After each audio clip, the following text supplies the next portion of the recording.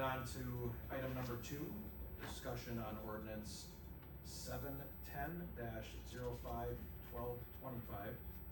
amending and recreating chapter 188, special events, and consider an appropriate motion for action.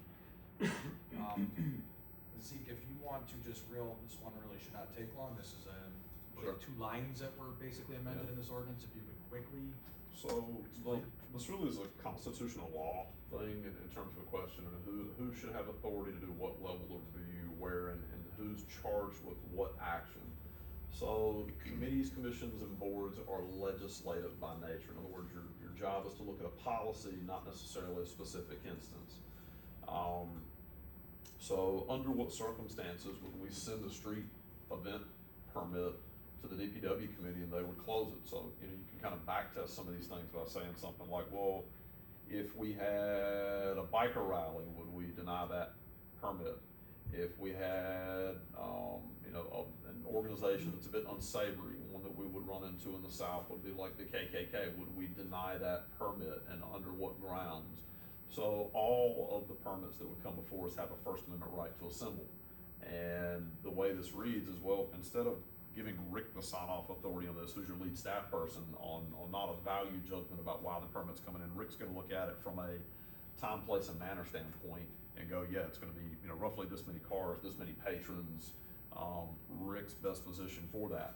Right now, it comes in before the DPW committee. DPW committee oftentimes doesn't even deliberate it. It's a hang up for the organizer that's trying to get something done, to actually get the permit because they're trying to comply with the law. And oftentimes they don't do it in a way that we would want it to happen. We're gonna have one come up here shortly regarding, a request for a permit for a golf cart parade. I won't go into the details, but that's a real challenge for us. Last year we took a pass on it. We didn't approve it one way or the other because it's not compliant with DOT regulations in terms of what they're doing and how they're doing it. And so we just kind of turned a blind eye to it. That was sort of the best that we could do with that one. Previous officer John Nelson handled that one as a local PD. He could. We didn't have that resource in place last year. I don't know if we have that resource in place this year. So I think that your permit reviews best belong at the lowest appropriate level for management of that, and that in this case is Rick, your police department, fire chief, and other technical officials. Somebody comes in and wants a permit, we should be able to look at it and send it on its way. Agreed. I agree. I think that is the appropriate edit to this ordinance. Check all the things on the box, right? Check all the things on the box. Correct, fees paid, insurance is How many there. people do you have? Do you have insurance? When is it? What do you need? Right. Efficiency, get it off to who it needs to get off to, and not have it sitting on a table or tied up somewhere. Agreed. Yeah. I think it's super bureaucratic, to be honest. Yes, I agree. So I'm looking for a motion with action. So moved. Second, anybody? I'll second. All right. Any other questions, comments on ordinance 710-05-1225? All right, hearing none, all in favor? Aye. Any opposed? Okay. Ordinance 710-05-1225 then passes. All right, moving on to number 3, discussion on ordinance 711-05-1225, amending and recreating chapter 5 of the Village's Code of Ordinances, and consider an appropriate motion for action. So, I'm gonna quickly, dive in with this one, and then I'm gonna pass it on to the administrator, and then, hopefully input from the board. This is something for me that is, I've observed and watched over the 4 years that I was a trustee before moving over to this seat. I am not a knower of everything, but my feelings were our governance structure and committee structure, commission structure, did not suit all of us up here and the community as a whole, on how we should have the input from the public. We should have a greater, broader picture of committees, more defined structure, more input from the people that it truly affects on how we make our decisions. And we've at times gotten bogged down as a board, spending too much time up here debating the issue when these things, these items, these decisions we need to make can be put through the committee and vetted, get their approval, and they get up here, and we've had the input of the citizens and the community as a whole, and makes that decision either easier or harder for us to do. So, one of the things Zeke and I first talked about when we were communicating on what a vision may be for this board and path forward, I just felt our structure of governance was a little out of whack and needed to be kind of rebooted through these committees and commissions. And Zeke kind of chuckled and said that is something that he has wanted to address for a long time, and it just was not a priority over the past 4 to 6 years. And that's totally okay. Priorities change, views change, and there's nothing wrong with that. So this is what that is about. And one of the other things that I felt was very important, and I've heard from many of you, is a village board trustee set of bylaws, and the importance of having structure and having appropriate response, behavior, interaction from the elected leaders to the public. I believe that is an ode to everybody. So I believe a set of bylaws is the utmost importance. I've had the opportunity to meet with all of you and discuss some of these things with you and get your feedback on them and let you process them. So I've tried to take into consideration everything that you guys have thrown back. Zeke has also taken that feedback, and you know our administrator, he likes to process it all and give that look right there on, you know, what's good, bad, or indifferent. But I think we've crafted a really good set of commissions, committees, ad hocs, and some really new and exciting opportunities for our citizens to truly get involved in going forward to help governing our community be more inclusive to everybody. So that's my little pitch there. Zeke, I'd like you to chirp in. So I'll talk a bit about what you had before and why there are some problems with it. This is as much for the public to kind of understand, like, why is this appropriate, or what's being talked about. So you had a whole host of statutory committees, commissions, and boards. And if I were to try to lump these into one thing that they do, they kind of fall into something like this.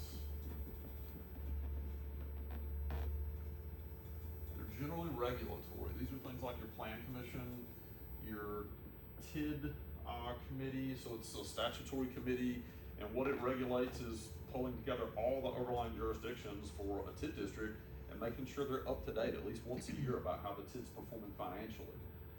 It's also for them to, again, from a regulatory standpoint, work with the village on what is or isn't included from a TID project standpoint. First time when we make the plan and then subsequent amendments to the plan.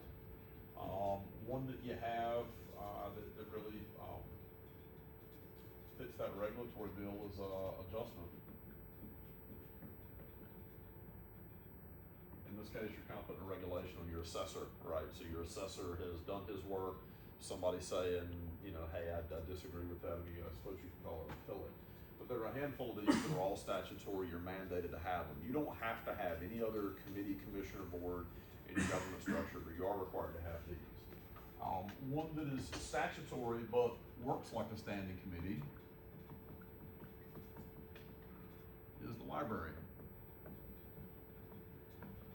And, okay, well, why doesn't the fire department have a standing committee? Why doesn't the police department have a standing committee? Why doesn't the streets, our street services, why don't they have technical experts around streets? Or how about utilities? Why don't we have technical experts working on utilities? Or, you know, what's going on with EMS? And do we have medical care providers that are looking at EMS?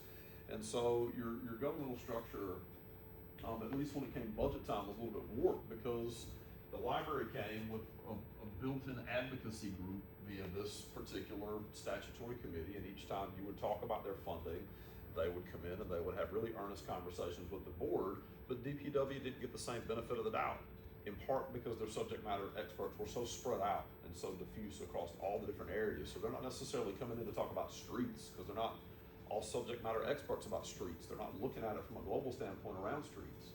So part of the cleanup here is to really reach out within the community and try to find talent that is either directly related to the operating of the committee that's overseeing a particular department, or tangentially related. So, taking streets for an example, you might not necessarily have to have somebody that works in heavy highways somewhere doing asphalt, but I'll take a good general contractor that really understands how to do a driveway and what that looks like as a tangential knowledge base to what it is that we encounter out in the field and working on streets. So, streets, utilities, police oversight, parks, fire, EMS, finance. We've got some others that are in there, but these all kind of fit into one basic category, which is, at this point, we now have a body of citizens that can sit down at the table with Rick and John, or Rick and Adam, or whoever we're gonna be working with for police and whatever that looks like, or Mike over in Parks, and we can have good detail level conversations where we're not focused on the quantity of meetings, we're focused on the quality of meetings. We might only need the streets committee to meet 2 or 3 times a year, but during the 2 or 3 hours that they're meeting, those 2 or 3 times a year, they're gonna be really intense and spot on, and we're gonna have our engineers at the meetings, so that we're having good productive meetings on that particular topic with solid subject matter experts, so that the conversations are productive, instead of lumping these folks all into a DPW committee and have them review event permits. So oftentimes we would put things on the agenda to give them something to do that isn't necessarily an efficient or effective, productive use of their time. So we want to push policy making off of us. We're certainly willing to give policy input. That responsibility resides with your citizens and with this board, not with Zeke, not with Rick, not with Mike, not with Rachel. We'll make administrative interpretations of the policies that you put in place. We'll promulgate things that way. That's from the federal level on down. But then it's also on you guys to look at us when we apply your policies and go, hey, I don't think you're reading that right, Zeke, or I don't think you're reading that right, Rick. And we want to work with you as a committee about how you're implementing our policies and make sure that you're on point.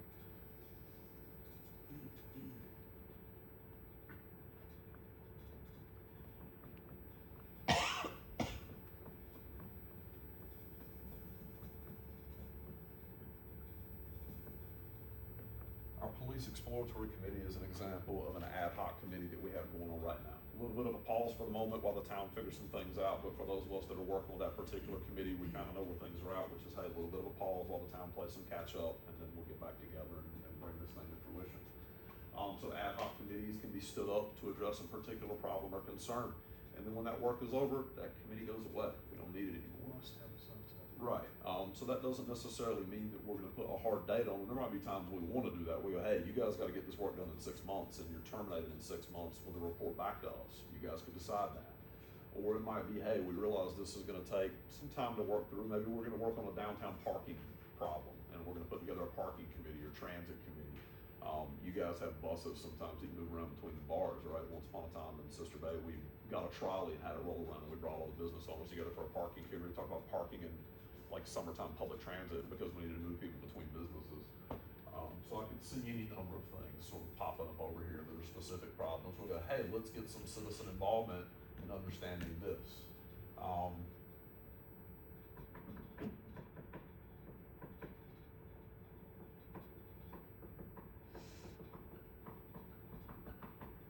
We have completely missed the ball on that as a governing body. So I'm gonna talk about past experience and why this is important and what it means, and then how it is that I think we need to have a conversation about addressing it here. Anybody know how much money we fund our historical society every year here in Waterford? $0. Anybody have any idea how people feel whenever we come up and talk about bulldozing something? Pretty grumpy, right? So in Sister Bay, we confronted this head on, and we bought 5 acres of land on the edge of the community. Donna Faring, who's now the executive director for Explore Waterford, was instrumental in Sister Bay in helping make our historical society up in Sister Ray really financially solid and viable. Started with one building on 1 5-acre plot of land. We bought the land, we held it in public trust, and we explained to them, hey, you guys are gonna need to go out and raise money. It's on you to do historic preservation, whatever that is, cataloging artifacts, doing documentation of things. If it's whole buildings that you wanna preserve, here's 5 acres to do it on. But you need to figure out how to fundraise to pick the building up and move it so that it can be forever preserved. And there were people that were a little bit grumpy about that up front, but progress is going to happen regardless of the community. There's just not a way to hold in place in time everything for forever, right? In my time here, we bulldozed an old car wash. And I'm sure there at least was one person in the community that thought that's a historic car wash and we should preserve it. There are gonna be other buildings that aren't taken care of. Shout out to Rachel Ladewig and Eric Carlson for buying the Cafe 2 and 3 building, because Bob and I worked with some structural engineers that said this thing's not looking so hot. And over time, if you don't take care of a building, you just extract the equity out of it. Bob, what happens to old buildings? They fall down. That's what happens, and then they're a public health hazard that we have to address in a non-constructive way, because the people that really believe in historic preservation go, oh my God, how come they're not loved and values and pumped back into the building? And it's because it doesn't make economic sense to do that. They bought it for an investment, not because they love it. So I would like to see us stand up a historic preservation trust. I would like to see us talk about funding that, and would like to see those folks take charge of it. We should not have Judy Gambrell funding historic preservation in this community and driving the conversation on that. That should be a committee. Love Judy, want to say that up front. She's done a tremendous amount of great things and great work to push historic preservation ahead. That should have been on this governing body to set it up so that Judy had a mechanism in which to function, to channel resources, energy, and effort. It's a travesty what we did with the graveyard, right? 60 years ago, when the children decided to pick up the tombstones and throw them down the hill into the lake. And now there's been a lot of cleanup work behind that to be able to get those stones recovered, some of them. I think there's still some in the lake.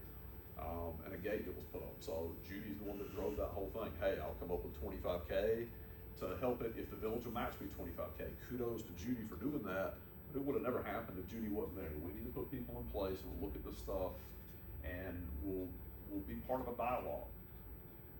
The village can't fund it all. Yeah, and right? On a sidebar, Sure. not tomorrow, but next Tuesday is the POP event. Yeah. Where if it rains, it's gonna be in the Old Methodist Church. But if it doesn't rain, it's Yep. going to be up at the cemetery. We're gonna Yep. rededicate the cemetery Totally. I think it's awesome. next week, so. So I don't know the where that we'll have this conversation. I just know that we need to get a committee together and begin those conversations. That might be buying existing assets in the downtown for preservation. That might be some piece of land like Whitford Park outside the floodplain, and we can relocate some assets. I don't have those answers. The committee will work through that. So you've got all these operating committees that'll be standing committees. They'll meet as necessary to address policy concerns, as often as the department has needed to.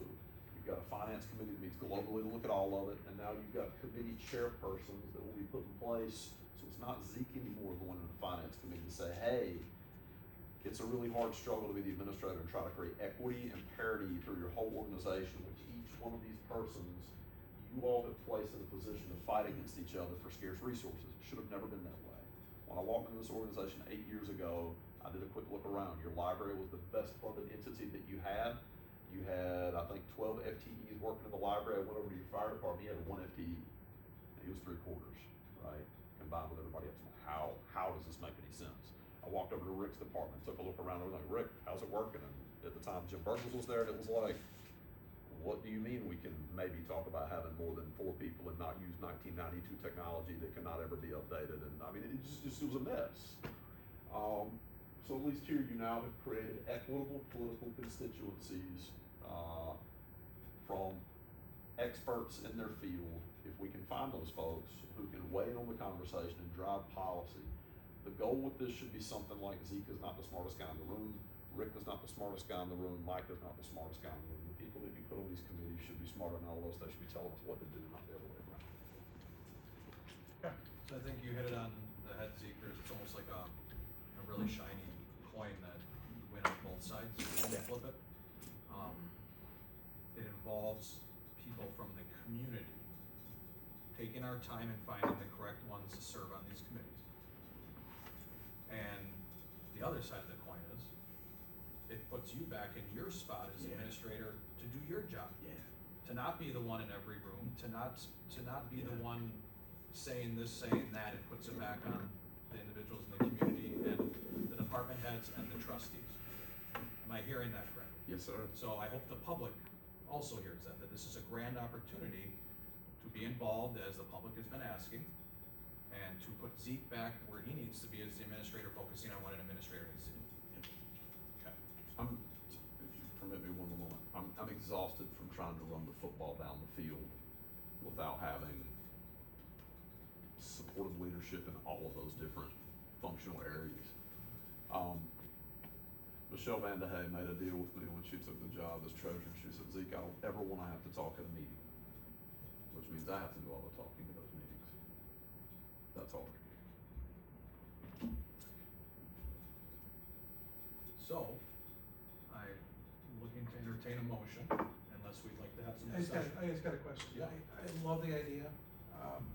You guys have seen it, Zeke, you've seen it. I know Adam with Don, you've seen it. It is very hard to get volunteers in Waterford. Yes, it is. I've been here 26 years. The same people are volunteering in youth football, youth baseball, the same people I've seen volunteer today. I would ask the people in the village of Waterford to volunteer. We need you.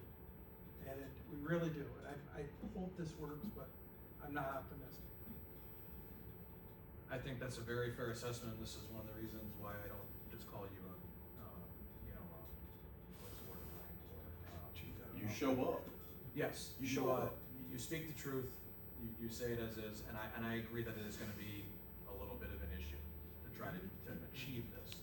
I also feel that we don't also need to achieve this in the first month, the first 6 months, the first year. It's a process. We have wonderful people in the community who are very vocal, who have large followings, that if they choose to be positive with this approach, they can encourage many people to hopefully reach out and get involved. If I can, without signaling out, Abra got involved, I believe, over the fiasco with the library budget cutting a few years ago. Got engaged and showing up to those meetings, coming to other meetings, and she is now gonna be serving on a variety of committees. So I think, even though that took a time for that to happen, that's evidence that we can actually achieve it if we truly are attempting to do it. And I will be doing my best to be out in the public, to be talking and recruiting people that truly have an interest to help out this governing body. But you are spot on, that it is very difficult in this community. There's a lot to say, but when it actually comes to step up and do it, it does not always I see the same people. I've seen the same people for a quarter of a century. Who's gonna help, who's gonna stand up? I see the same people. So I'd just like to see more people doing it. This is an absolutely great thing. But to echo what's been said, finding people to do it, and then also on top of that, the culture that's been created in this community over the last probably hot and heavy last year and a half with social media. I hear it so often. I don't want to get involved. I don't want to get drug into the rants on Facebook and Nextdoor and all the other things. But I think doing something like that, we can maybe shift gears with that negative and turn it positive if we get the right people involved and turn the tide on that. So yes, I'm all for it. I think we should look at incentives. I mean, if no one's volunteering, so you have to go with incentives. So I think maybe a tax break, something, I don't know, discuss it in finance, but I think if you wanna get the caliber of people you want, there needs to be some type of monetary give back or something. Yes, we like to volunteer, but to Pat's point, if no one's showing up, so we need to carry. I do agree with that. I think that conversation will be a great conversation at the finance level. Feel out, gauge out what is an appropriate amount of compensation to draw the right individual. I agree. Bob, what do you gotta say? I think it's all great. I think that the fact that the ad hoc committees that will stand up will have sunsets once they reach your goals is good. So you can relieve people of their voluntary duty. I agree with Troy where this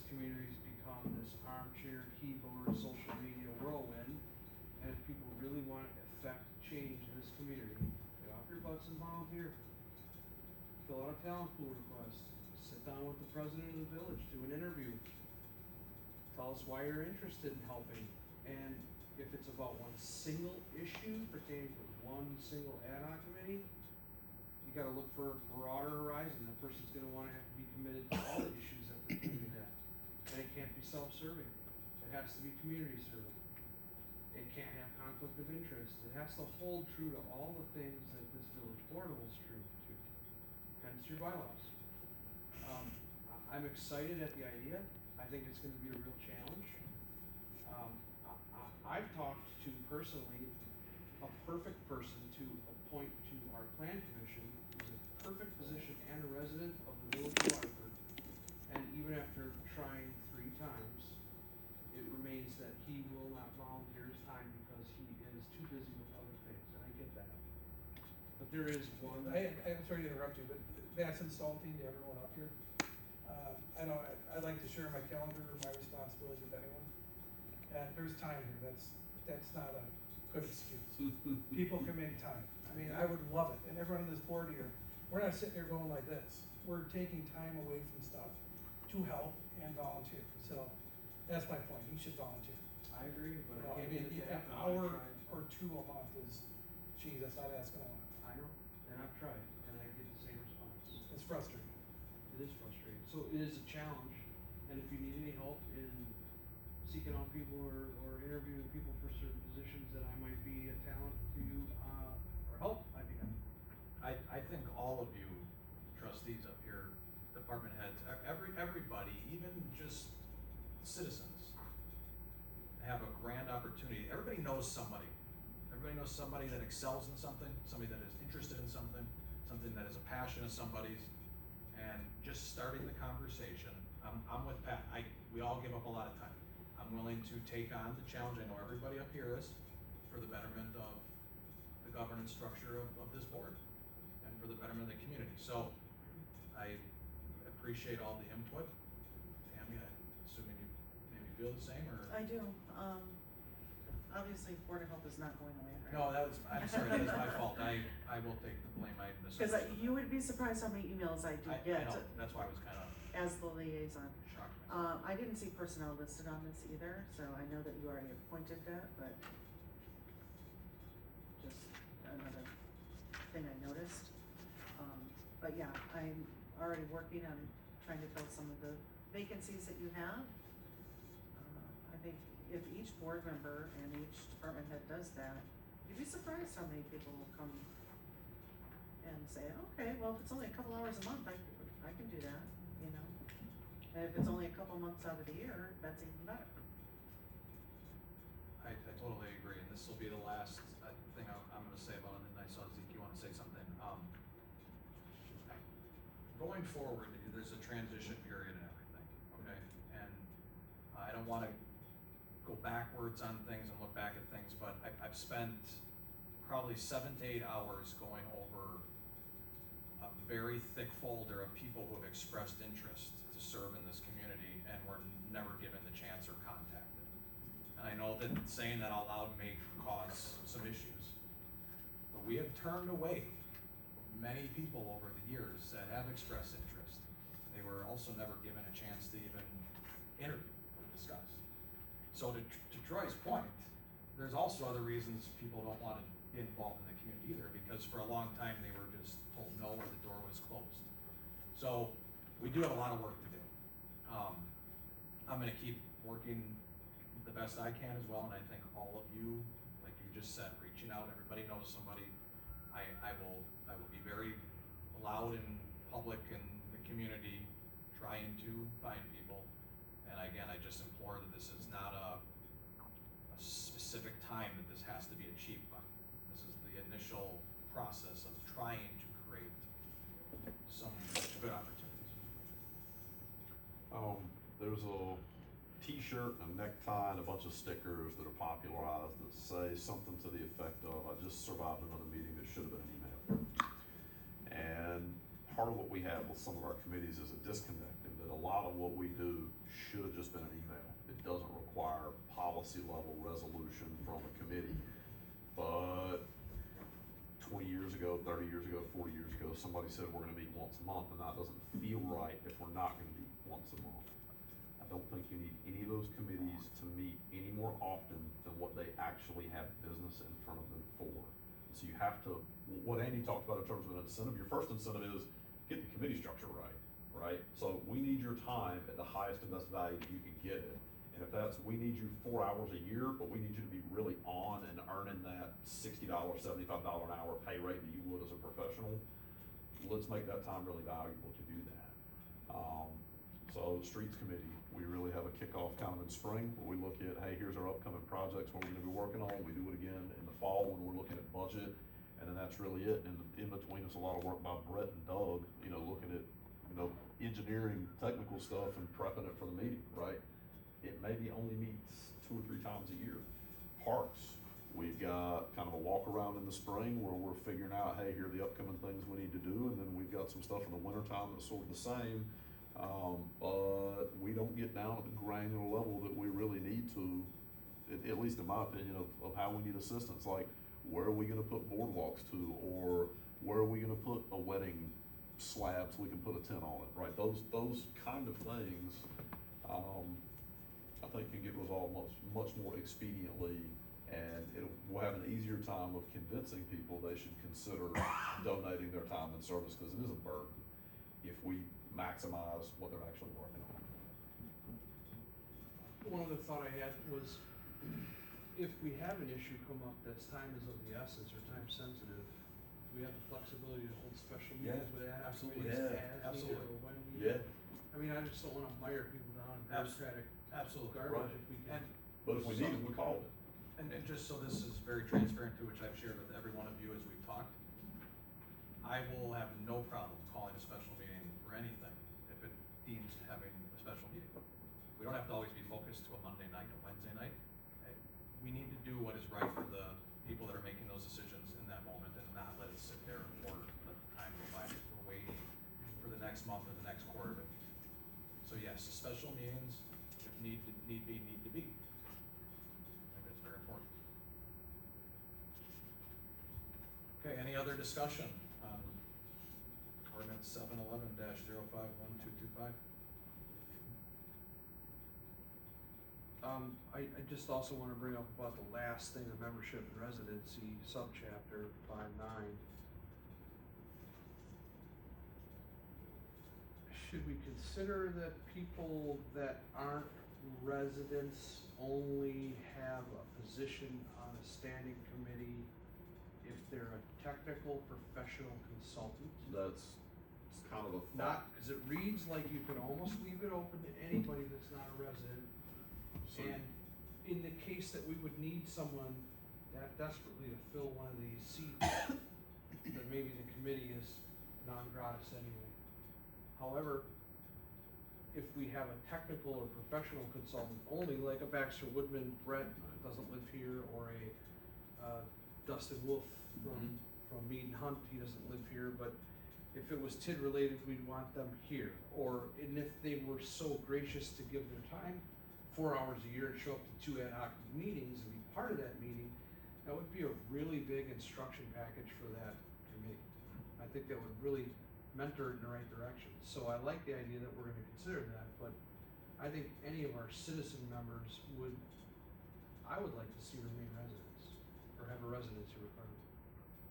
We went through this when I Yeah. first got on the board, Yep. if you remember.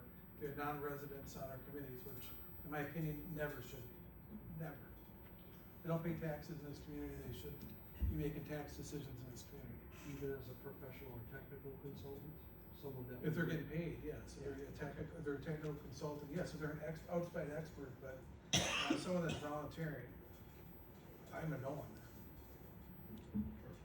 What would the temperature be for a business owner in the village that's not a resident? That's the whole point, that's is they what own he's property right. here, they're just not a resident, Okay. and spot on. That's the issue, when you start looking at it. You know, my answer to that? Still. I've got businesses in other cities, I don't expect to be in local government. I mean, you know what I mean, I don't expect to go Wabatola, or Franklin, wherever, and say, hey, guess what, I wanna make your boards. That's my opinion on it. So I definitely appreciate the position. When I look at Waterford as a community, and we haven't had a recent census, we're 6,000 people, ballpark number. And while there is a significant amount of talent here, to Bob's point, even some of the folks that we would go handpick and work with to try to pull forward, hey, I don't have the time for it. Pat, you're spot on, right? I know how busy your schedule is, or at least the bits of it I've seen, and the time that you give up. Service is a burden. I'm gonna ask Liz a question if that's okay, and that's, Liz, when you're working in historic preservation, if There's you were, two of the Heritage Committee of Village, yeah, that's what I myself and one thought, other gentleman. Everybody else is outside. is outside. Yeah, when I meet with the historic preservation folks, like, when they, and I'm gonna speak and you go, yeah, I think No, you're that's spot okay, on or that's not, okay. right? But it's like, hey, look, the history that is here is, yeah, there's Waterford, but everybody moved around between Rochester and Tishigan and a little bit Burlington and a little bit Norway, and it was a settlement area initially. And so there's not enough history just in Waterford itself to have that cohesive group work on it necessarily. There's a lot of there's a lot of Right. history here. There's just not enough people To manage, yeah, to. within the community Yeah. itself. So you all get a vote, right, on this person goes on, this person goes off, and you get to consider them individually, like, hey, look, Judy Gambrell is one that I'll pull up, or, Jay Noble would be another one I would pull out. Jay doesn't live here, but he's got a business here. Danny. Yeah, How is it? yeah, so, She yeah, likes to be yeah, yeah. involved. So you get to consider them case by case on which committee they're going on and what the individual's background is, and whether they're subject matter experts or not. This at least leaves the door open for, hey, maybe we wanna work towards all of them being citizens, and that's just where it is. I don't disagree with that sentiment, but you gotta start somewhere. I just wanna piggyback off something Pat said regarding that, and I agree 100%. If we had business owners, stakeholders that were non-residents, I would have to feel like they would come in with a slant to angle towards what's best for their business, not their community. Automatically. I mean, I think that's baked in. If you're a car wash owner and we're gonna limit the amount of water you can use, and you were on the water committee, you would automatically vote to have as much water as possible because you're a car wash owner. And if you didn't live here, it wouldn't matter to you that the other residents didn't have as much water as all the rest. It's maybe not the right analogy, but I think it is. And I think that we gotta be careful because we have a small demographic and we're gonna fill it up with, 33 more people. Great, I love it, I wanna push forward with it, and I want it to slowly mature into what it could be. And I think that if we have professional and technical consultants, it would have to be in such a tiny little iota that we needed them, that we would wanna consider paying them. That makes the most sense, because we're paying them for their expertise and nothing more. We're not paying them because they're an expert and they live in Rochester on road paving, and we got bad PACER ratings all over the village, and we're hoping we can steer that streets committee in the right direction. You can bet that the road in front of their house is gonna have clean, open access and probably be brand new. So we gotta caution that just a little bit. You wouldn't wanna have all your committees slowly fill up over time because you have no volunteers, and I understand your frustration with that. And all of a sudden just have them all filled up with non-residents, Yeah. because that would be terrible.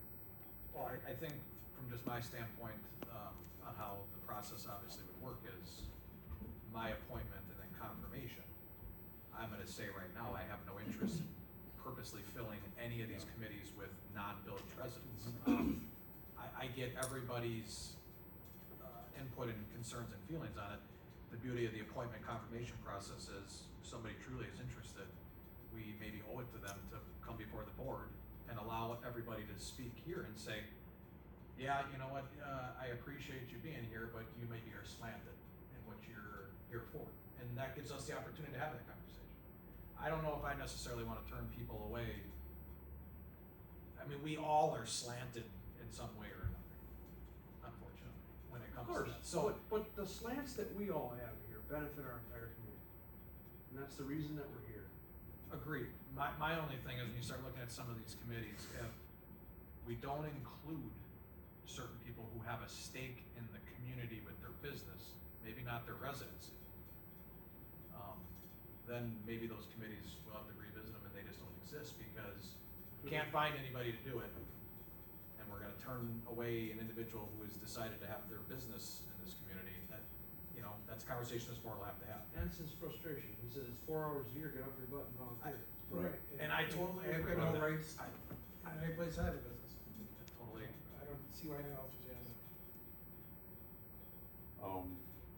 So I think if someone like that comes to light, let's just have a broader discussion That's what I'm about saying. who, the why, the what. That's what I'm Because saying. if it truly is valuable and not in a conflict in any way, maybe it could be considered by this board. Maybe it flat out isn't, depending on what they bring. Correct, I agree with that. So it's to all of your points. Some committees it's a bigger issue for than others. I'll call out the fire committee in particular. We're not doing anything new there. We're just going back to how it was when Rick was chief, or folks before Rick was chief, which is the volunteer firefighter, the firefighters themselves are the operations committee. Why? Because they're a volunteer department who need to have a high degree of say in what policies, procedures, and capital investments or budgeting they advocate for, because they're the team that makes it happen. I'm looking at you, you might know, and I'm gonna guess. If we were to look at our department, which is now over 34 members of volunteer, I bet there's less than 5 that are residents. They're residents of the Tishkin area, the Norway area, the Rochester area, the Burlington area, like they're out here in the whole end. So if you excluded all those non-residents, who by the way are showing up to your fires on your worst day from serving on the board, and just confine it down to your local residents, like it's gonna be a real shallow talent pool, right, real quick. So They're two different things. they are, but how do you write an ordinance that, so what I've tried to do was write. Those aren't committees, those are volunteer fire department or EMT. They are, but somebody needs to look at the capital at a policy-making level, not Zeke, and not Rosie, right? That can be a body that analyzes the problem, and Rosie makes a recommendation, or I make a recommendation, they look at it and go, yeah, we agree with that, or no, we don't, we think this other thing is the bigger priority. And then the chairperson of that committee, what we recommended both Rosie and I to Adams, Dave Wagner should be the chairperson of that committee. He's the assistant chief. He's local to the general area, though he's not a Waterford resident. He should stand in front of that podium with you guys come budget time and explain why it is that you need to spend $1.2 million or $1.4 million to a fire truck. You can look back at Dave if you choose to appoint him to that position and say, Dave, you're not a resident here, thanks for your recommendation, we'll take it into consideration. Or not. At least it gives you the latitude to at least look at the people and make a decision. Back to where I was going with all this, when I started about subchapter 5.9, it goes back to that subjective thing we talked about at the beginning of this meeting tonight. It reads subjective to me because it says if indicated as such in the village board bylaws, then residency requirements could be tamped or changed or altered. When you say if in an ordinance, that leads you down in different directions. What it should say is after we agree to the village board bylaws, it should say as indicated. Yeah. And not be subjective going forward. When we review the village board bylaws as a village board and implement them for hopefully years to come, it should have a residency chapter in it as well. And that residency chapter should be very strong about the people that volunteer and serve on this board. So we're gonna have to parse that a little bit before we can give full credence to the village board bylaws.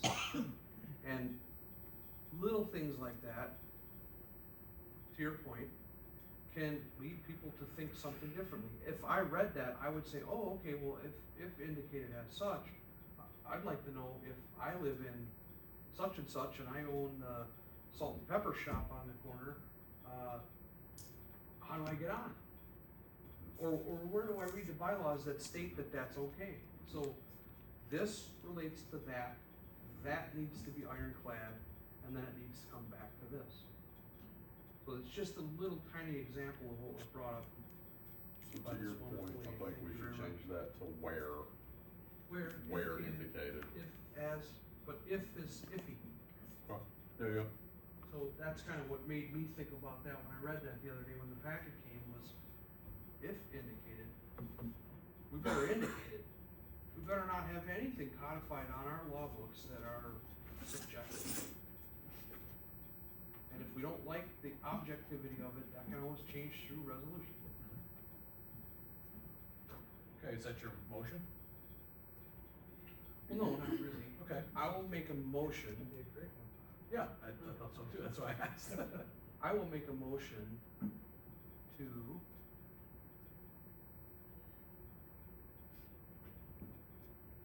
this one I think we should hear again, to be honest. My motion would be that we hear 7-11 come back to us with edits. Just to clean up any language that might send somebody in a very subjective position. I don't necessarily know that I would wanna have our legal counsel review it, but if that's the trend we're on tonight, let's give them 3 of them to review. We'll do that. Second. There's my motion, there's your second. Yeah, just thinking about it for a second. Yeah, okay. Any more discussion? I guess I have one thing. What's a reasonable turnaround for the trustees here in You'll have it Waterford? next month. I'm talking about further edits to get back to Oh. me. Instead of Is not this a- hearing anything and then, The way I heard that, this is a legal review for ambiguity.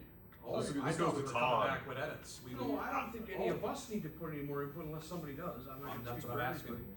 Okay. I'm just thinking if we're gonna go on this trend line tonight of having legal review Okay. on these 3 items, let's legal review that, and I would put a big orange highlighter on that word if in section 5.9. Sure. Okay. I just don't want people to feel like something is okay if it really isn't the intent of this board. Okay, that works for me. Okay, any other conversation then? First and second, all in favor? Aye. Any opposed? Passes per legal review.